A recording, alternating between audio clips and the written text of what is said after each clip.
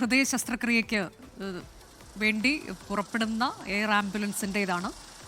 Ernakulam general ആശുപത്രിയിലാണ് ഹൃദയ മാറ്റിവെക്കൽ ശസ്ത്രക്രിയ നടക്കാൻ പോകുന്നത്. തിരുവനന്തപുരത്ത് നിന്ന് ഹൃദയവുമായി പുറപ്പെടാൻ പോകുന്ന എയർ ആംബുലൻസ് അവിടെ എത്തിയിട്ടുണ്ട്. മെഡിക്കൽ കോളേജ് ഗ്രൗണ്ടിലേക്ക് എത്തിയിട്ടുണ്ട്. തത്സമയ ദൃശ്യങ്ങളാണ് ഇപ്പോൾ കാണുന്നത്.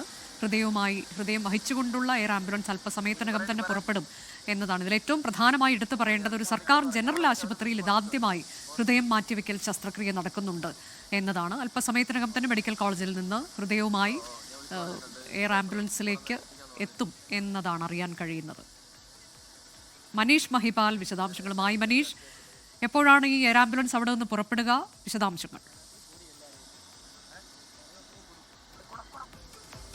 അനുജ, ഉച്ചയ്ക്ക് 12 മണിക്ക് മുൻപേ തന്നെ എയർ ആംബുലൻസ് തിരുവനന്തപുരം ഈ മെഡിക്കൽ കോളേജ് ഗ്രൗണ്ടിൽ നിന്നും എറണാകുളത്തേക്ക് തിരിക്കുമെന്നാണ് നിലവിൽ ലഭ്യമായിട്ടുള്ള വിവരം. അവിടെ ആശുപത്രിയിൽ ഇതുമായി ബന്ധപ്പെട്ട ശസ്ത്രക്രിയകൾ അല്ലെങ്കിൽ അത് ഈ അവയവങ്ങൾ പുറത്തേക്ക് എടുക്കുന്ന കാര്യങ്ങളൊക്കെ തന്നെ നടന്നുകൊണ്ടിരിക്കുകയാണ്. അതിനുശേഷമായിരിക്കും ഇത് ഈ ഹെലികോപ്റ്ററിലേക്ക് എത്തിക്കുക.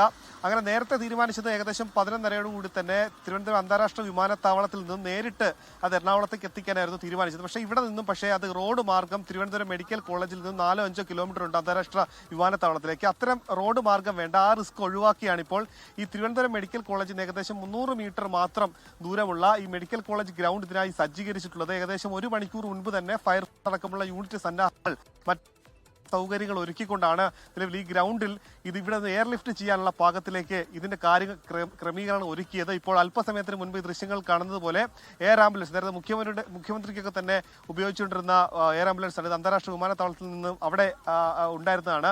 ആ നിലവിൽ ഹെലികോപ്റ്ററാണ് ഇപ്പോൾ ഈ ഗ്രൗണ്ടിലേക്ക് എത്തിയിട്ടുള്ളത്. ഇവിടെ നിന്ന് അല്പസമയത്തിനുള്ളിൽ തന്നെ ഈ ശസ്ത്രക്രിയ പൂർത്തിയാക്കി അവയവങ്ങൾ എത്തിച്ച ശേഷം ഇവിടെ നിന്നും അത് തിരുവനന്തപുരം മെഡിക്കൽ കോളേജിലേക്ക് എറണാകുളത്തേക്ക് കൊണ്ടുപോകും എന്നാണ് നമുക്ക് നിലവിൽ ലഭ്യമായിട്ടുള്ള വിവരം. മറ്റ് കാര്യങ്ങൾ കൂടി ഇനി ലഭ്യമാകേണ്ടതുണ്ട്. അനുജ, ലോകത്തെവിടെയായാലും ഏത് സമയത്തും 24 വാർത്തകളും ഓഗ്മെന്റഡ് റിയാലിറ്റി പാക്കേജുകളും എക്സ്പ്ലെയിനറുകളും വിശദമായി കാണാൻ ഞങ്ങളുടെ യൂട്യൂബ് ചാനൽ നിങ്ങൾക്ക് സബ്സ്ക്രൈബ് ചെയ്യാം.